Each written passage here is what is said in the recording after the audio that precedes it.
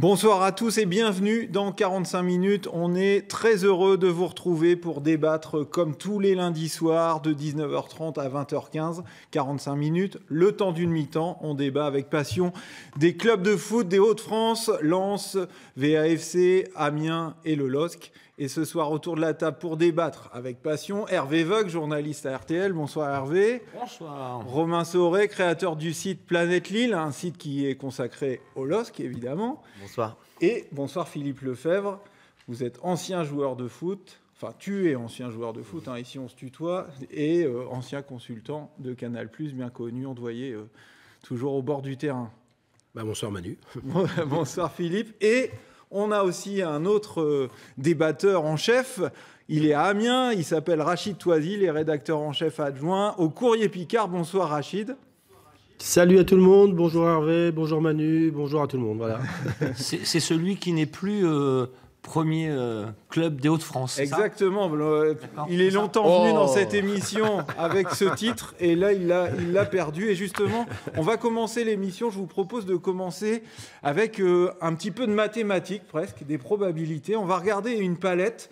Ce sont des statistiques qui ont été établies par Fabien Thor. Fabien Thor, c'est un maître de conférence en informatique à l'université de Lille 3 et il s'amuse toutes les semaines avec une moulinette spéciale, avec plein de données des saisons précédentes, de la façon dont fonctionne la Ligue 1 et la Ligue 2, de calculer les probabilités. Voilà, c'est une façon de mettre en chiffre des choses qu'on sait déjà. Alors vous voyez, il a calculé les probabilités de finir barragiste pour chacun des 4 clubs de la région. Amiens est en tête, 37% de chance donc de descendre en Ligue 2. Le LOSC, 19%. Le RC Lens, 10%. Valenciennes, 5%. Messieurs, à vous de me dire ce que vous pensez de ces statistiques. Est-ce qu'elles mettent, selon vous, en image ce que vous ressentez ?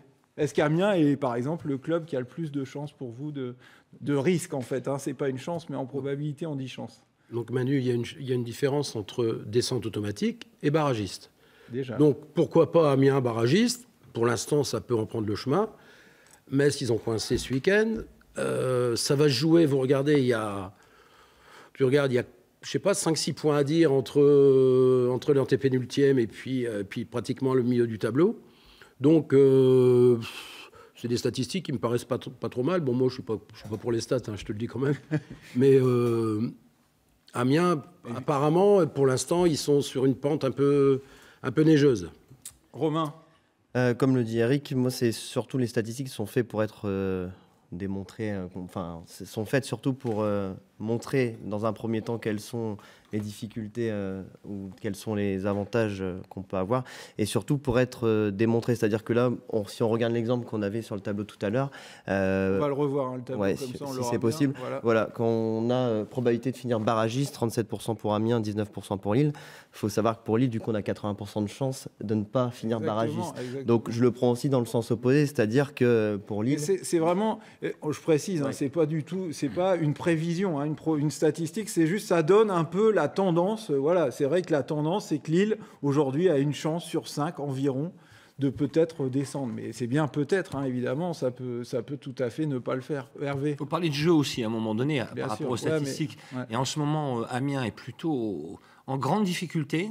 Colère de son entraîneur lors du dernier match à domicile. 3-0 à Bordeaux, puis 3-2. Lille n'est pas dans une pente ascendante exceptionnelle, mais aller chercher 2-2 à Nantes, ça prouve que petit à petit, mais ça va être long encore, hein, il reste beaucoup de journées championnat, Galtier peut gagner ce pari d'aller chercher 1, 2, 3 places qui l'empêcheraient d'être barragiste. Donc on peut analyser ça aussi comme ça.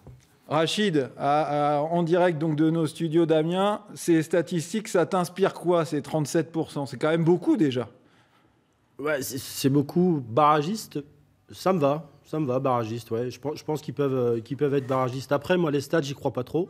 Je vais être très clair avec vous. L'année dernière, personne n'aurait donné Amiens en Ligue 1, monter en Ligue 1. Donc, les barragistes, je me méfie. C'est un petit peu c'est la tendance actuelle. Alors, effectivement, au niveau du jeu, sur les 10 derniers matchs, on a pris 4 points. On est la plus mauvaise équipe sur les 10 derniers matchs. Mais il va y avoir des confrontations directes et je pense que ça va être décisif face à Toulouse, face à Lille, face à Troyes. Donc, ça va jouer là. Ça va surtout se jouer entre des équipes qui sont à la lutte au maintien. Voilà. Alors ça va faire parfaitement notre transition pour notre premier débat. Hein. Justement, on va rester un peu sur Amiens. on va se poser la question, est-ce qu'Amiens est vraiment sur une mauvaise pente? On rappelle, hein, les 3 derniers matchs sont soldés par 3 défaites. Et là, à Bordeaux, l'équipe était menée 3-0. Rachid, ce match, comment toi tu l'analyses? Est-ce que c'est juste dans la continuité ou est-ce qu'il y a eu quand même un peu de mieux pour ce match, cette 3e défaite de suite? Très sincèrement, Christophe Pélissier a voulu changer son équipe. Quand une équipe n'est pas bien, on essaie de se rassurer défensivement. Donc il est passé à une défense à 5. Et avec une défense à 5, on a quand même pris 3 buts. Donc il a toujours gardé sa défense à 5 en deuxième mi-temps, mais il est passé en 5-3-2 avec 2 attaquants, ça s'est vu tout de suite. C'était beaucoup mieux. Et il y a une question que je me pose, c'est pourquoi s'être privé de Konaté, quoi. C'est ça. Moi, je ne comprends pas. On ne peut pas se priver de son meilleur buteur. Il faut démarrer avec. Là, c'est Steven Mendoza qui a commencé le match en tant qu'attaquant. C'est pas possible. Dès que Konaté est rentré, c'était beaucoup mieux. Et je pense qu'avec quelques minutes de plus, ils auraient même pu arracher le nul. Voilà.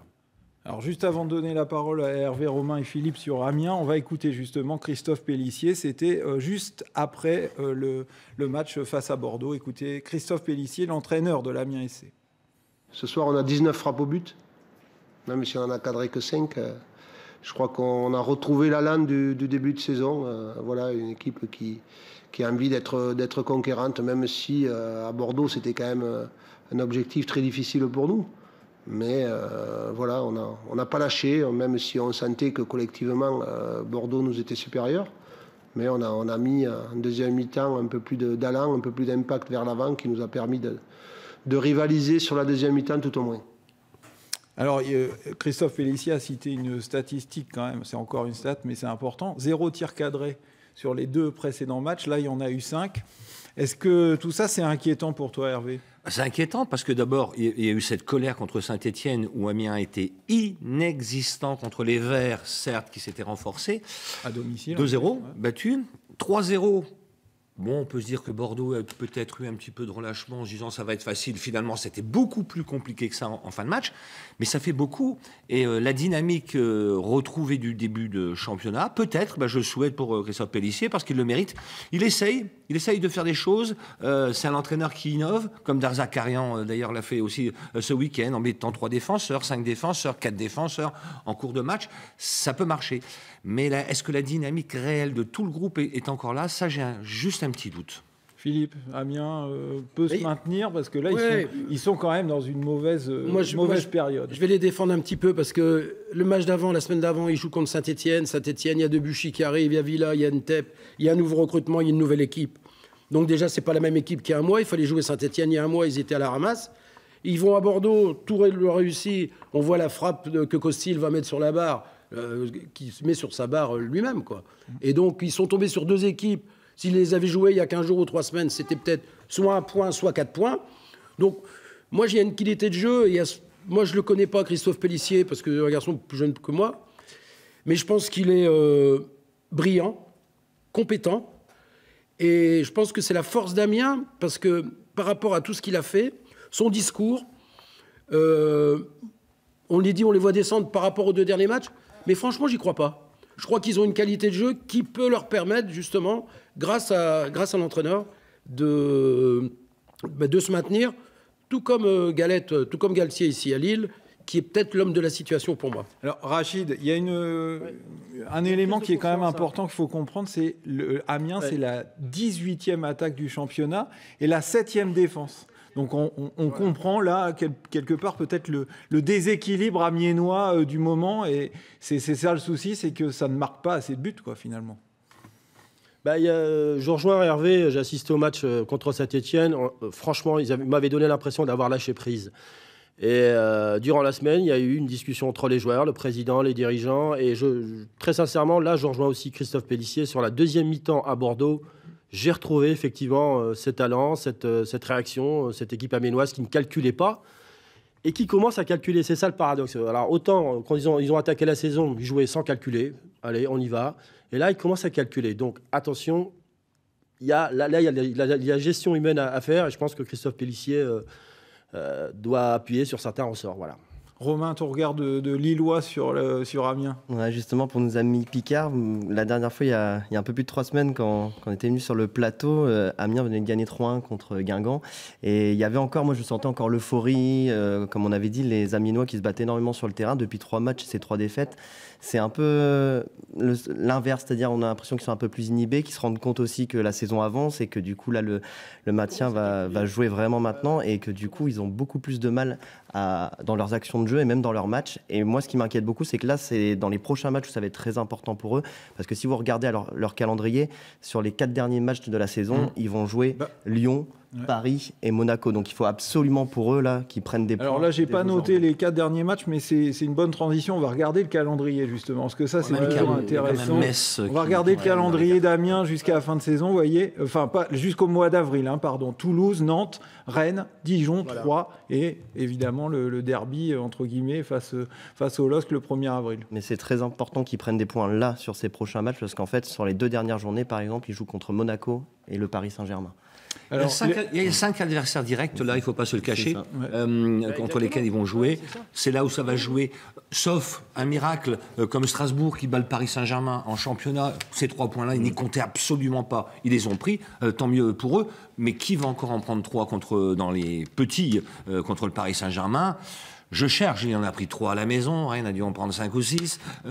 Toulouse 1-0 parce qu'on était à 4 jours de la Ligue des Champions. Et nous on a pris 3 à Lille. Oui, 3 à Lille. Donc on va avoir 2 championnats. On va avoir le championnat du haut qu'on connaît, de ceux qui vont se battre un peu pour être dans les 10 premiers.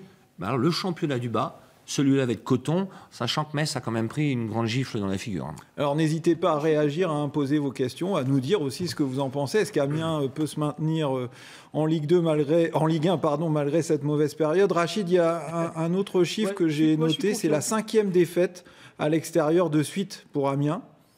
Ça aussi c'est un souci. Oui, c'est à l'extérieur. Moi je pense que le maintien ne passera pas uniquement à domicile, mais à l'extérieur aussi. Il faut grappiller des points. Un nul, c'est 1 point. Donc, il faut grappiller des points à l'extérieur. Après, il leur faut 5 victoires. Allez, ça fait 5 victoires, ça fait 15 points, 40 points. Ils peuvent y arriver. Ils ont réussi à prendre 25 points sur la phase aller, depuis le début de saison. Je ne vois pas pourquoi ils ne réussiraient pas à prendre 15 points, sincèrement, avec pratiquement la même équipe. Un joueur près, Mendoza, qui est arrivé, qui a renforcé le milieu. Voilà. Tout à l'heure, tu disais que Amiens avait fait une bonne deuxième mi-temps. Amiens est revenu à Bordeaux. Mais Amiens a perdu. Est-ce que c'est pas justement le genre de match qui, quand on joue pour le maintien, font quand même mal, quoi ? Parce que quand on perd et qu'on joue pas si mal et qu'on a tout donné, et qu'on a mieux joué que les autres matchs.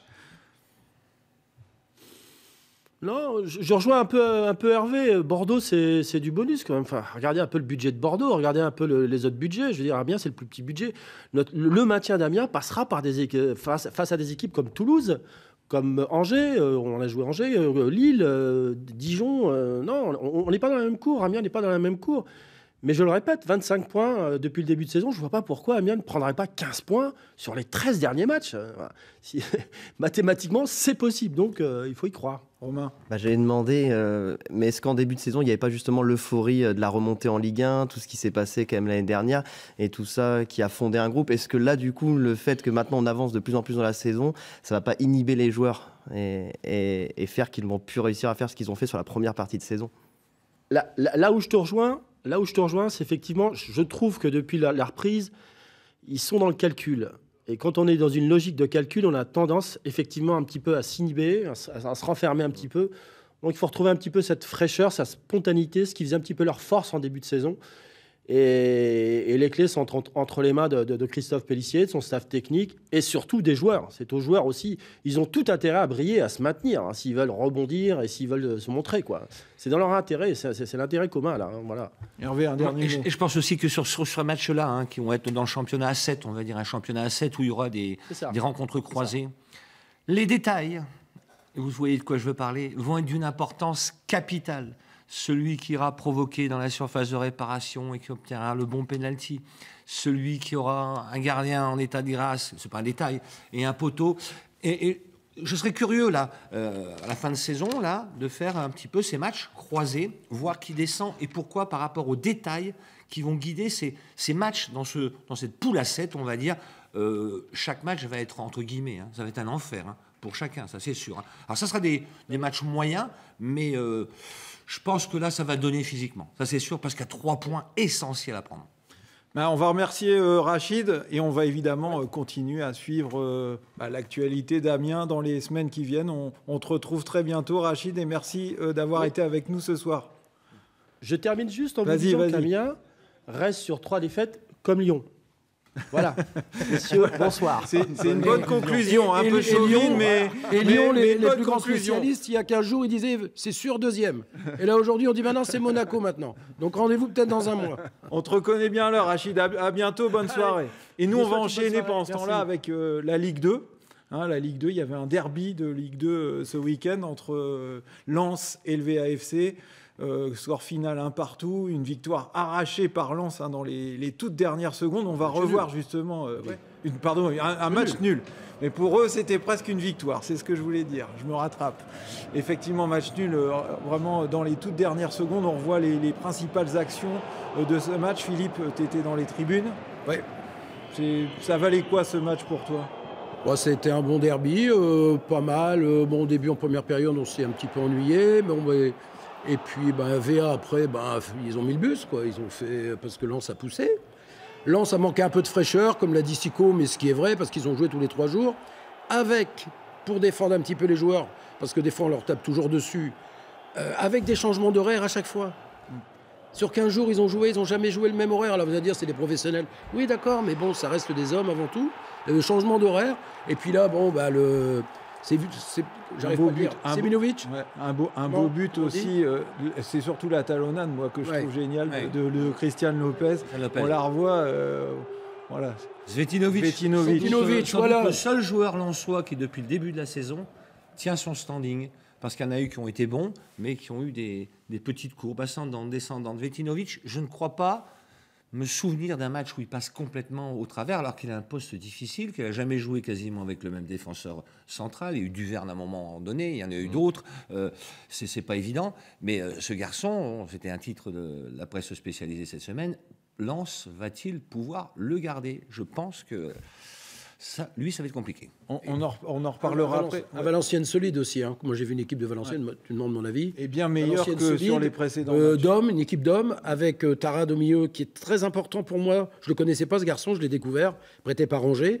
Devant la défense, Nestor, des vieux doudous de la Ligue 2 qui sont toujours là en permanent. Et un but de Priva, j'allais dire. C'est Guillaume, là, sur notre page Facebook, qui nous dit Priva va faire beaucoup de bien. Effectivement, il marque tout de suite un but important dans un derby. Mais bon, mais avec un peu de bol, effectivement. Voilà. C'est clair. En même temps, ça fait match nul à l'arrivée. Pour 2 équipes qui, quand même, ne sont pas complètement sauvées, on va dire, surtout pour Lens, mais Valenciennes, c'est pas non plus fait totalement. Et donc, c'est peut-être un nul qui arrange personne. Écoutez d'ailleurs, Eric Sicora et Réginald Drey, à la fin du match, ils sont tous les deux très frustrés. Satisfait, même si aujourd'hui, on prend qu'un point. Dans notre situation, forcément que les 3 points auraient été beaucoup mieux. Mais j'ai aimé le caractère et le mental de mes joueurs ce soir. Et le fait d'égaliser à 92e, pour moi, c'est simplement la justice du travail accompli pendant tout le match. Je pense qu'on a su, dans l'état d'esprit, faire un vrai derby, poser des problèmes à cette équipe de Lens. Il aurait fallu qu'on puisse se mettre à l'abri aussi. À un moment donné, on a eu une situation.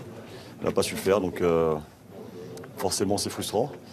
Mais moi, je veux aussi retenir la chose positive par rapport à ce match, qui est à l'opposé de celui qu'on a fourni la semaine dernière contre Nancy. Et maintenant, le leitmotiv, c'est la capacité à reproduire ce genre de performance. Et si on est capable de le faire, forcément, on gagnera des matchs. Alors, je rebondis sur ce que dit Réginald Drey, là, il dit la semaine dernière, on était mauvais, là, on fait un bon match. En fait, c'est un peu la saison de Valenciennes, quoi. C'est une saison bizarre, on n'arrive pas, on le répète toutes les semaines, je crois, mais on n'arrive pas à les cerner, quoi, en fait. J'ai même l'impression que Valenciennes joue mieux à l'extérieur, et récolte pas plus de points, mais a des meilleures performances qu'il ne le fait à domicile. C'est vrai que le match contre Nancy, où ils sont battus 1-0, mais on se dit où ils sont, qu'est-ce qu'ils font, c'est pas les mêmes que la semaine dernière. Et là, résurrection, peut-être des mots dans la semaine, mais on a l'impression que ces joueurs valenciennois, toutes les semaines, dans les périodes d'entraînement pour les jouer un match à domicile ou extérieur, il faut qu'il y ait quelqu'un qui leur mette un coup de pied au cul. Et c'est ce qu'a dit Réginald Drey. Il a dit, faut que je sois sans arrêt derrière eux. Donc ça veut dire que c'est une équipe, je ne sais pas si c'est fragile ou friable ou si c'est une équipe jeune, on ne peut pas l'appeler. En tout cas, c'est une équipe yo-yo. Quelques messages aussi, Victorien Tourné dans le même genre que Priva tout à l'heure. Mesloub fait du bien au milieu de terrain, c'est aussi la recrue lensoise. Moi j'ai eu un avis sur l'équipe de Lens. Le plus dur aujourd'hui, ça va être de faire passer aux supporters. Nous, on est du milieu, on est du métier, on le sait. La saison, elle est finie à Lens, là. C'est-à-dire maintenant, on va jouer juste le maintien. On a cru à un moment le remontada pour essayer de donner l'espoir. Mais non, maintenant, ça va être le maintien. Mais dès aujourd'hui, depuis samedi déjà, l'équipe de l'année prochaine, elle est en train de se dessiner. Avec qu'est-ce qui va manquer, qu'est-ce qu'il va falloir, qui va partir. On a commencé à mettre Mesloub dans le premier chapeau pour dire, Mesloub, ça va être le distributeur du jeu. Et on le voit tout de suite. Moi, j'ai vu samedi, ça reste que mon avis, mais je pense que Mesloub, tout de suite, on a vu la patte. C'est un joueur qui est technique, qui manquait un petit peu par rapport à ces gamins qu'il y a là. Donc, Roy, comme c'est lui qui est chargé du recrutement et c'est son boulot, il est en train de regarder l'épine dorsale. Parce que pour monter de Ligue 2 en Ligue 1, il faut des vieux dans l'axe et sur le côté, on met les jeunes. Donc, on ne peut pas monter qu'avec des jeunes. C'est pas possible.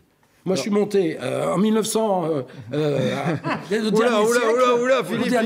il y avait des jeunes, il y avait des vieux. Beaucoup de vieux, et sur les côtés, il y avait des jeunes. Alors, donc, il faut mettre des jeunes. Maxence Tillier, lui, à l'inverse, il trouve Mesloub pas terrible. Il dit il faut un joueur qui porte plus le ballon vers l'avant. Voilà, donc sur Mesloub, pour l'instant, on est partagé. En même temps, on a cru en Zoubir. On va attendre un petit peu avant de pouvoir Zoubir. Ce qu'il faut dire aussi. Zoubir, mais parfois Zoubir en fait trop. Alors que Mesloub a quand même la faculté d'aérer le jeu, de ne pas en faire trop. Quelquefois, Zoubir, c'était je te dribble, et je te dribble, et en plus dans la latérale et non pas dans le sens du terrain.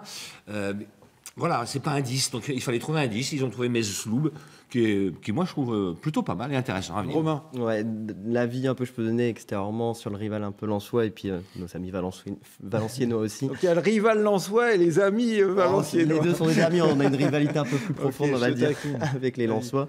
Mais c'est justement, Philippe le disait bien, moi à Lille je trouve qu'il manque d'expérience, on avait déjà parlé la dernière fois. Je trouve que Lens sur ce mercato, ce qui a été intelligent de leur part pour préparer aussi une deuxième partie de saison et éventuellement l'année prochaine avec plus d'expérience, c'est de recruter comme Djadjedje et des joueurs d'un peu plus d'expérience qui savent ce qu'est la Ligue 1, qui savent apporter aux jeunes.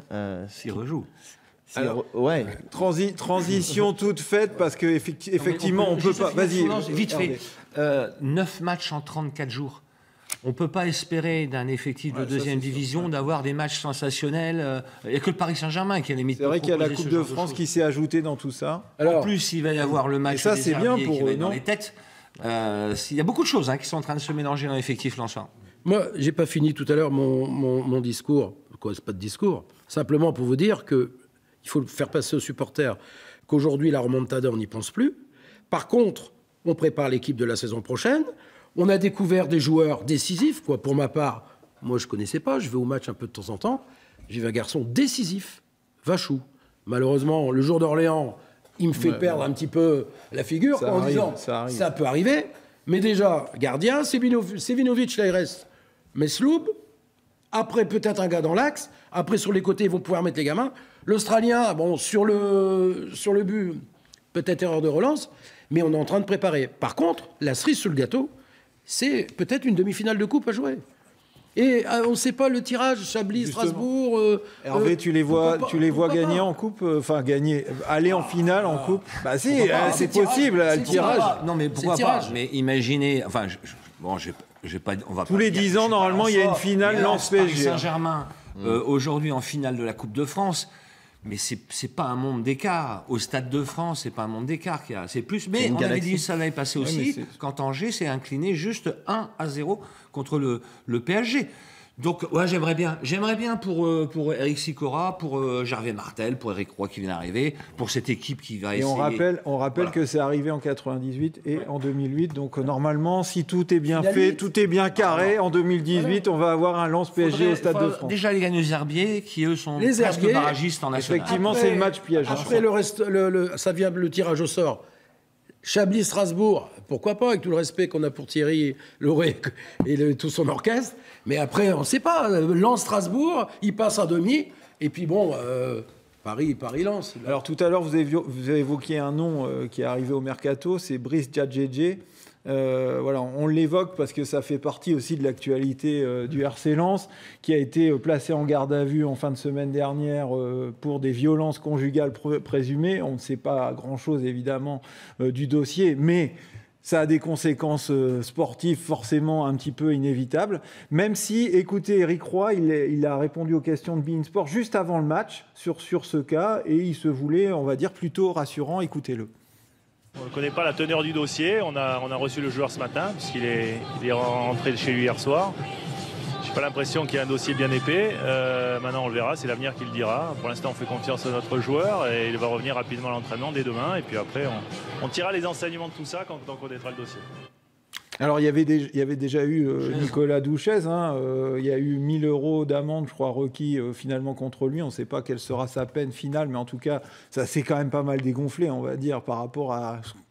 Au début de l'histoire, au début de l'histoire, on imaginait vraiment quelque chose. Chambre, voilà. Ça, c'est sûr. Alors, et finalement, voilà, il a reconnu ses torts. Il y a eu, voilà, mais deuxième affaire de la saison. C'est vrai que ça tombe un peu bizarrement. Qu'est-ce que t'en penses, toi, Philippe? Il faut être prudent parce qu'après, quand c'est le football et les gens aiment bien un petit peu en rajouter un petit peu. Moi, je connais pas la vie de Djadjedje. Moi, je vais simplement parler de football. Djadjedje, c'est un garçon pour Lens. Qui va apporter au niveau du jeu, au niveau de ce niveau-là qui est en ce moment. On n'est pas ni au Paris Saint-Germain, ni à Lyon, ni à Manchester. Donc c'est un garçon, lui, Mesloub, c'est le genre de garçon qu'il leur faut pour grimper à l'étage supérieur. Et là, malheureusement, il y a un petit dérapage conjugal. Comme tous les politiques, comme tout le monde dit, il suit un dérapage sur le terrain, quand même, il ne faut pas l'oublier. Et un dérapage sur le terrain. Un dérapage sur le terrain face à Diarra, effectivement. Après, pour célébrer le but, une petite embrouille. Voilà. Bon, c'est vrai qu'il a mal démarré, on va dire, à Lens. Quand même, ses premiers pas sont un petit peu bizarres. Ça reste des grands enfants, quoi. Après, le club sera obligé de marquer le coup d'une façon ou d'une autre. Alors, quelle décision, c'est pas nous d'en juger, mais ils l'ont fait pour Douchez, donc puisque Douchez ne réapparaît pas, donc il doit y avoir quelque chose aussi. Ouais. Donc il va bien falloir prendre une décision. Et puis, alors, précision, Djadjedje était de retour à l'entraînement dimanche. Demain, il va s'entraîner avec le groupe normalement. Et il sera jugé au tribunal d'Arras en septembre prochain. Donc tout ça, ça va prendre assez longtemps. On va regarder, avant de finir sur Lens et VAFC, on va regarder les calendriers de ces deux clubs. D'abord, on peut peut-être commencer par Lens, Quevilly, Clermont, les Herbiers, donc ça c'est en Coupe de France, Ajaccio, Bourg-Péronne, Reims. Voilà, Philippe, un commentaire sur ce calendrier? S'ils sont à Ajaccio et à Reims, c'est des matchs, des très gros matchs, parce que Reims c'est la meilleure équipe. Jean-Pierre Caillot était samedi à Reims, à Lens, à Bollard. Je lui ai dit, Jean-Pierre, ça y est, c'est bon. Et je dis, ça sent bon quand même, tu as 12 points ou 13 points. Vu l'équipe qu'ils ont, c'est une vraie équipe de Ligue 2. C'est une véritable équipe de Ligue 2, avec des joueurs de Ligue 2 très très bons. Et moi, je regarde tous les matchs le lundi soir et tout. Un joueur comme Diego. Diego, c'est le joueur type de Ligue 2. Alors, on va regarder le calendrier Juste pour finir, les meilleurs buteurs de Reims? Diego? Non, Pablo Chavaria. Ah, Chavaria, oui. Ah, Chavaria, un ancien Lensois, effectivement. Il fallait... Un ancien Lensois. Oui, c'est ça. On va regarder le calendrier du VAFC, parce que le VAFC est 13e, donc pas encore sorti d'affaire. Il y a beaucoup de commentaires, visiblement sur France Bleu Nord, dans l'émission Amis et concurrente en même temps, juste avant nous. On a beaucoup parlé de Réginald Ray qui demanderait, selon ce qui s'est dit dans cette émission, à partir, tellement il est lassé de ses relations avec le président. On nous demande si on en sait plus. Seb Noah nous dit, est-ce que vous en savez plus? La réponse est non. Mais il est vrai que depuis plusieurs semaines, mais à Valenciennes, c'est en permanence les rumeurs. Jusqu'à maintenant, nous, en tout cas, à France 3, on n'a pas pu vérifier ces rumeurs. François Launay, qui connaît bien aussi le club, la semaine dernière était là, n'en savait pas plus non plus. Il est vrai que le président Sdiek est quelqu'un avec qui beaucoup de gens ont du mal à fonctionner. Ça, c'est un constat. On a eu la semaine des entraîneurs fâchés. Il y a eu Pélissier, il y a eu Réginald Ray après la défaite contre Nancy. Je peux vous dire que je ne l'avais jamais vu comme ça en conférence de presse. Il y en a encore eu un que je vais oublier. Mais enfin bref, il y a des semaines comme ça. C'est peut-être l'hiver, le coup de froid, vous vous énervez. Après, maintenant, travailler avec le président de Valenciennes, c'est sûr, j'aimerais bien un jour qu'on ait qu'on puisse l'inviter. débat Et on le réinvite pour la xème fois. Voilà. Et on va passer au LOSC. Il y a aussi beaucoup de choses autour du LOSC en ce moment, évidemment, et à commencer par d'abord, évidemment, le match nul hier face à Nantes, 2 buts partout. Un match nul que certains ont qualifié d'inespéré, parce que c'est vrai que le LOSC a été mené 2 fois au score, est revenu 2 fois. Est-ce que vous avez l'impression que le LOSC est en progrès ? Romain, toi, en progrès par rapport à la première partie de saison, par rapport au dernier match qu'on a vu. C'est compliqué à dire. En tout cas, sur ce match-là, ce qu'on peut retenir, c'est qu'il y a eu une première période où on se demande vraiment... nous, de notre côté, c'est les réactions qu'on a pu avoir, mais si le LOSC était vraiment concerné par ce match, et à la mi-temps, revenir, entre guillemets, encore en vie, c'était déjà un gros miracle. Et finalement, en seconde mi-temps, il y a une réaction de la part aussi de Galtier, qui a fait quelques changements, qui a aussi certainement poussé un coup de gueule. Parce que Alors non, il a dit qu'il n'avait pas poussé de coup de gueule, justement, parce qu'il a dit dans ces cas-là, vaut mieux rester calme. Ouais. On s'est planté, on a fait une mi-temps catastrophique. On va l'écouter d'ailleurs, Christophe Galtier, sa réaction juste après ce match nul. Nantes a marqué un deuxième but rapidement, alors que l'on doit sortir plus vite sur les centreurs, qui sont les très bons centreurs de Ligue 1. Mais voilà, derrière, on a eu le mérite d'avancer, d'aller chercher l'égalisation. Les joueurs ont donné beaucoup sur un plan physique. Et en deuxième période, c'était beaucoup mieux. En fin de match, on aurait pu faire peut-être un petit hold-up. Ça aurait été un hold-up. Mais voilà, au moment où Nantes pensait pouvoir faire le break, on a su revenir et on arrache ce point du match nul qui est un point important pour nous. Alors qu'est-ce qu'il faut retenir ? C'est drôle dans l'image parce que c'est Emiliano Sala qui passe 2 fois. Effectivement, le buteur nantais. Ouais. Le buteur nantais, 2 buts qui passe derrière Galtier pendant qu'il est en train de... Qu'est-ce qu'il faut retenir finalement de ce match ? La première mi-temps façon Bielsa, parce que c'était un peu ça, on a eu l'impression de revoir le côté on joue mais on perd le ballon, on prend des risques, et puis finalement on n'est pas une équipe qui joue vraiment le maintien, on n'a pas l'impression. Non ? T'as pas eu l'impression, toi ? La façon Bielsa, moi je n'ai jamais vu de façon Bielsa, parce que lui, sa façon, c'était à la main. Quand il jouait à l'OM, c'était de faire le pressing sur tout le terrain pendant une saison, donc ça c'est impossible. On ne peut pas faire ça, c'est impossible. Et c'est ce qu'il a fait aussi au LOSC. Donc après, le seul truc où je parle par rapport au LOSC, c'est que j'ai peur que Christophe ne soit pas venu un mois plus tôt, quoi. C'est ce que j'ai un peu peur. C'est pourvu qu'il ne manque pas le mois plus tôt pour qu'il soit venu. Mais là, hier, ils ont fait... À Nantes, il faut jouer, hein, parce que Nantes, avec Claudio, c'est quand même une bonne équipe. Hein. Il y a du pressing, beaucoup de pressing. Et puis en plus, c'est particulier. Les mecs récitent bien la leçon de Ranieri. C'est une équipe, c'est pratiquement la même. Il y a 2-3 joueurs qui sont arrivés. La plupart, vous demandez dans la rue 4 joueurs de Nantes, personne cite des joueurs de Nantes. Mais Ranieri, on peut dire, c'est la patte Ranieri. Et le LOSC, 2-2 hier, c'est un bon résultat. Hein. Alors... Et dans la foulée, pardon Manu, dimanche, c'est un vrai tournant. C'est-à-dire que si Lyon qui est un petit peu à la ramasse, bon, qui peut réagir, mais c'est un vrai tournant. Si dimanche, ils battent Lyon, je pense qu'il y a des jours heureux qui se préparent plus que maintenant. Alors, il y a Romain Poté qui nous dit inespéré. Il s'est arrêté sur l'adjectif que j'ai utilisé, mais qui n'était pas de moi.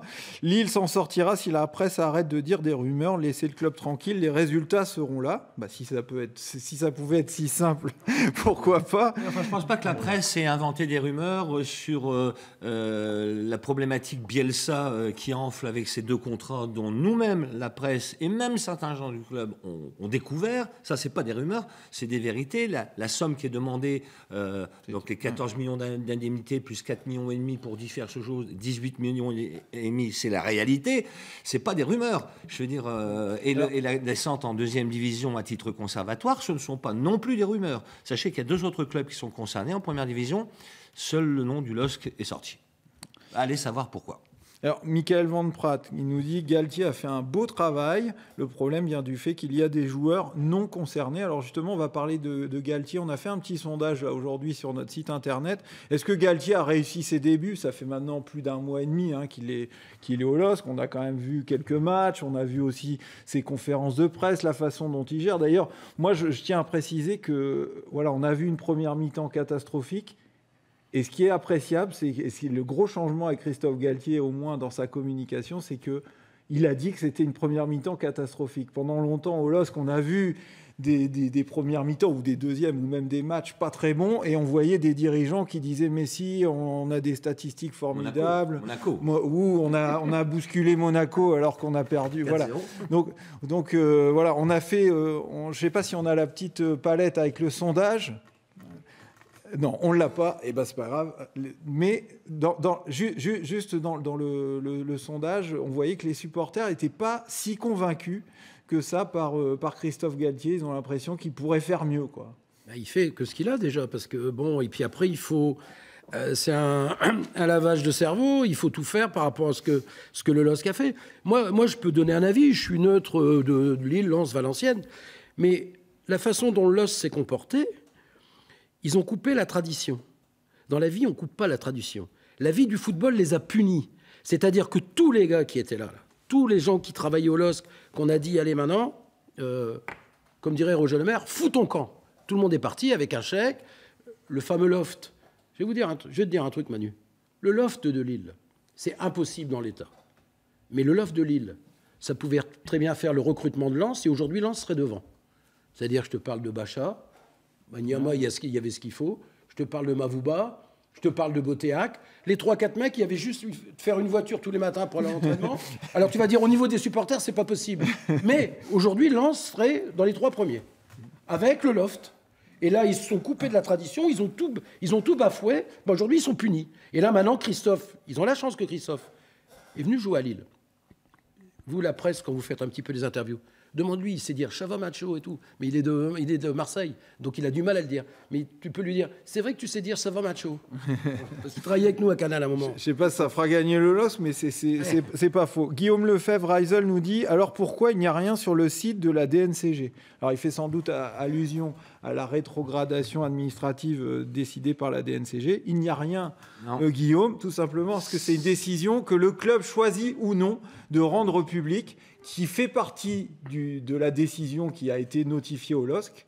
Ce qu'on sait de sources sûres, et d'ailleurs le LOSC ne l'infirme pas du tout, c'est que le LOSC a bien été rétrogradé administrativement à titre conservatoire par la DNCG, et que si tout va bien en fin de saison, et ben cette rétrogradation n'aura pas lieu. Si en revanche, si tout va bien au niveau financier. Au niveau financier, et au niveau bien sportif sûr. aussi. Et au niveau sportif aussi. Mais en tout cas, il n'y a pas la presse qui s'acharne contre le LOSC. La décision, elle n'est pas sur le site, tout simplement parce qu'elle n'a pas à l'être. C'était une décision cachée. Romain, est-ce que toi aussi, tu as ces échos sur la presse qui s'acharne sur le LOSC et qui, du coup, met trop la pression Non, pas particulièrement. Après, je pense que la presse est là aussi pour relayer des choses que la communication officielle du LOSC ne peut pas permettre, entre guillemets, derrière, de dire tout haut. Donc c'est aussi le travail de la presse d'aller chercher ces informations-là. Donc moi, ça ne me choque pas plus que ça. Et au contraire, je pense que derrière, après, c'est aussi important pour les supporters de savoir un petit peu ce qui se passe via la presse. Donc non, je pense que c'est un travail complémentaire. Par contre, pour revenir sur Galtier un tout petit peu par rapport à ce que vous expliquiez, lui, il est arrivé dans une situation où quand même, il n'a pas eu le choix de l'effectif. On le connaît par rapport à ce qu'il a fait auparavant. Donc par rapport à l'homme et l'entraîneur, nous, on n'a aucun doute. Par rapport aux supporters qu'on peut avoir, il n'y a aucun doute. Et juste après la défaite qu'il y avait eu contre 3, 1-0 à 3, on était présents, nous, avec Planète Lille, auprès des supporters qui étaient allés voir justement les joueurs pour leur exprimer leur mécontentement. Christophe Galtier est venu nous voir, est venu parler surtout aux supporters. Et je peux vous dire que ça, on ne l'aurait pas vu à l'époque Bielsa. Et il a quand même pris le temps. Il a utilisé les mots, il a été rassurant. Donc dans le discours, et pour faire venir des joueurs aussi sortir du bus et venir nous parler, moi je trouve qu'il y a quand même quelque chose qu'essaye de créer Galtier. Alors oui, ça ne se voit pas nécessairement dans le jeu, comme on l'a dit, mais je pense qu'il faut lui laisser du temps.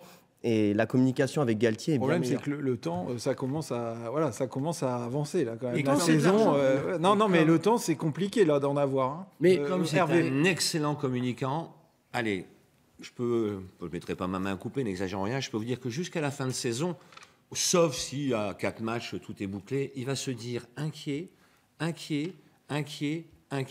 le temps inquiet, histoire de mettre un petit peu de pression, non pas sur son équipe, mais sur les équipes adverses qui, elles, sont encore plus inquiètes, comme Pellissier ou d'autres. C'est un grand communicant, il faut bien le savoir. On connaît un petit peu tous ces tics. Et Frédéric nous dit le meilleur entraîneur du monde ferait pas mieux avec ce groupe. Vous mettez Mourinho, vous mettez Guardiola, vous n'allez pas faire une Ferrari avec une 2 chevaux, hein, c'est sûr. Hein. Ou avec un âne, tu peux pas gagner le prix d'Amérique. Alors on va continuer sur le LOSC, mais on va quitter un tout petit peu le terrain parce qu'il y a évidemment la semaine dernière encore beaucoup de choses qui se passent en dehors du terrain, autour de Bielsa. Et aussi la semaine dernière, il y a eu un petit événement, c'est qu'on a pour la première fois entendu Luis Campos dans une émission de radio bien connue sur RMC parler de l'avenir du LOSC et visiblement avec une mission importante, c'est de rassurer tout le monde sur le plan financier, sur le plan administratif. On va réécouter un petit extrait et ensuite on réagit là-dessus. Luis Campos sur RMC. Je crois que la question économique ne va passer vite et ne va la régler. Oui, Vous pensez que vous ne serez pas interdit de recrutement l'été prochain? Je crois qu'il ne va pas être interdit. Les derniers jours de janvier, nous avons reçu des offres incroyables sous de notre joueurs je peux parler même de 80 millions d'euros, oui. qui mit tout le vide avec 4 ou 5 joueurs, l'économie du club, l'économie du club s'est réglée. L'économie du club s'est réglée, Hervé, tu y crois? Oui, a priori, ça, le chiffre qu'on connaît, c'est qu'avant la fin de saison, ça devrait tourner entre 70 et 80 millions à trouver d'une façon ou d'une autre pour être tranquille au niveau de la DNCG et pouvoir éventuellement réinvestir. Mais ce qui m'énerve, c'est que depuis le début de cette histoire avec le LOSC, la communication lilloise des pontes, on va dire, des directeurs, Lopez nous a parlé peut-être une fois, mais il a surtout parlé à TF1. Sur RTL, tu veux dire, ouais. Oui, enfin, voilà. Là, c'est en studio, avec le casque sur les oreilles, devant Dugarry, Campos se parle à RMC et uniquement à RMC. Quand est-ce qu'ils vont bien comprendre que les gens du Nord, on aimerait bien entendre les propriétaires du club?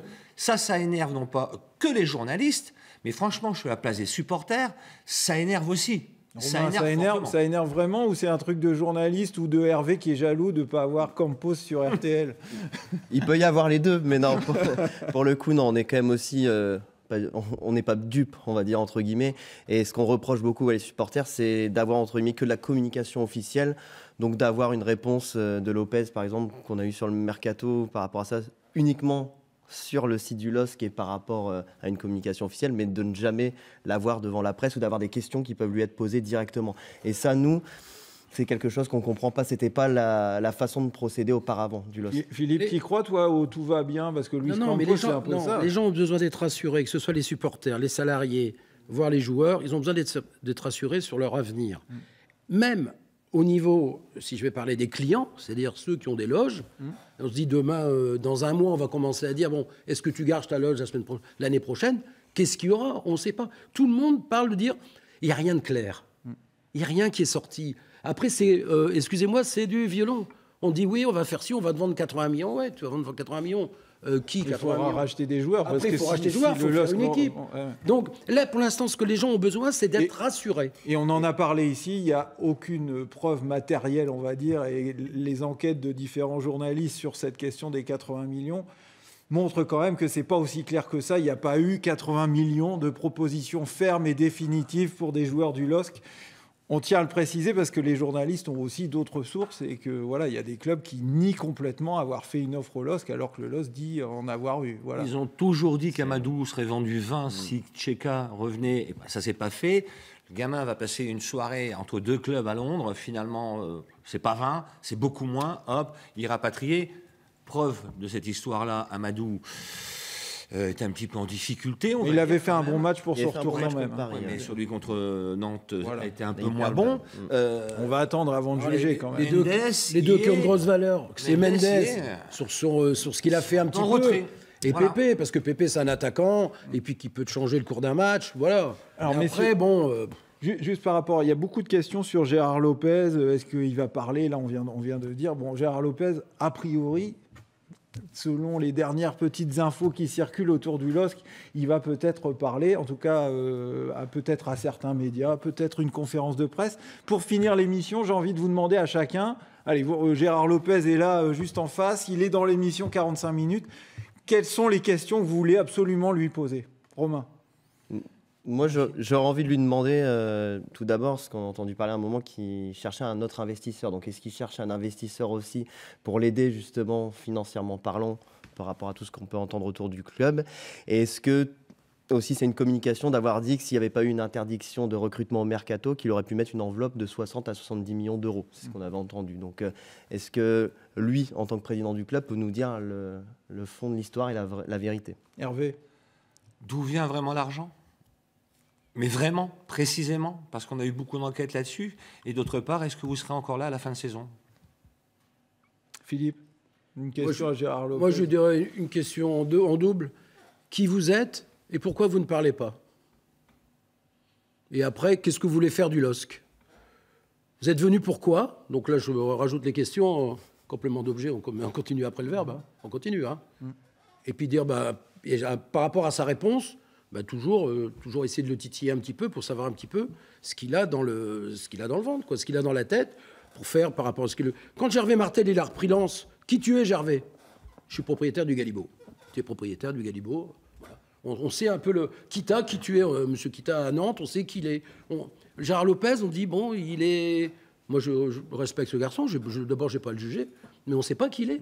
Qu'est-ce qu'il fait, qu'est-ce qu'il est, pourquoi il n'était pas... J'ai bien beaucoup aimé l'édito de La Voix du Nord, de La Voix des Sports la semaine dernière. Pourquoi il n'est pas venu à côté de Nasser, à Lille PSG? Je rajoute une question attention, à moi.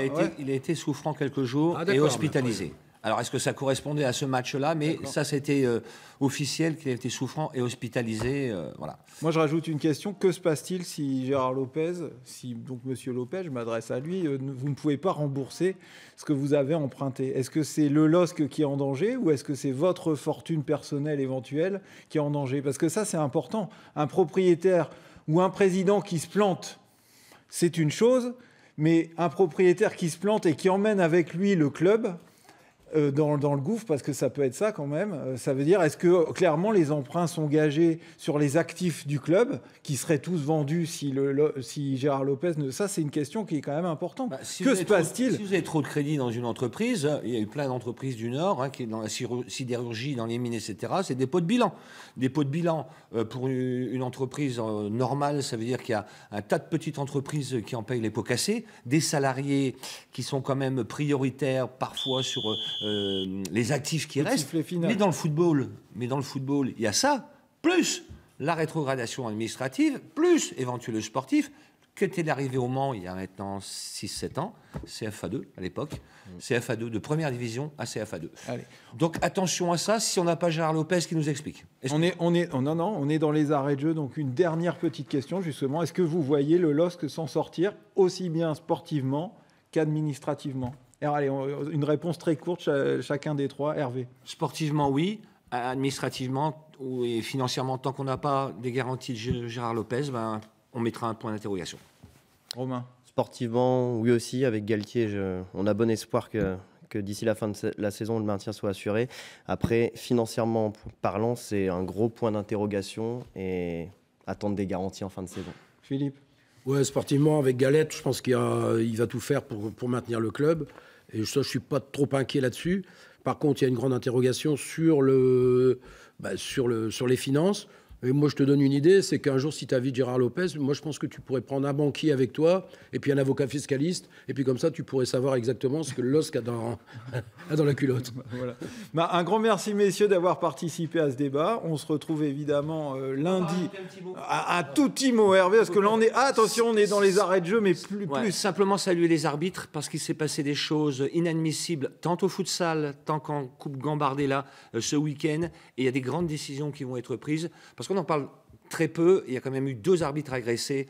On avait Stéphane Lannoy la semaine dernière dans l'émission, on en a un peu parlé, effectivement. Voilà, on se retrouve donc la semaine prochaine, pourquoi pas d'ailleurs pour parler des arbitres, pourquoi pas aussi avec Christophe Galtier, à qui on renouvelle une nouvelle fois notre invitation. Il nous a promis qu'il viendrait, donc on l'attend, ça peut être la semaine prochaine, mais pourquoi pas plus tard aussi. Et merci à tous de nous avoir suivis. Vous pouvez revoir évidemment ce live sur notre site internet hdf.france3.fr et notre page Facebook. Salut, à bientôt.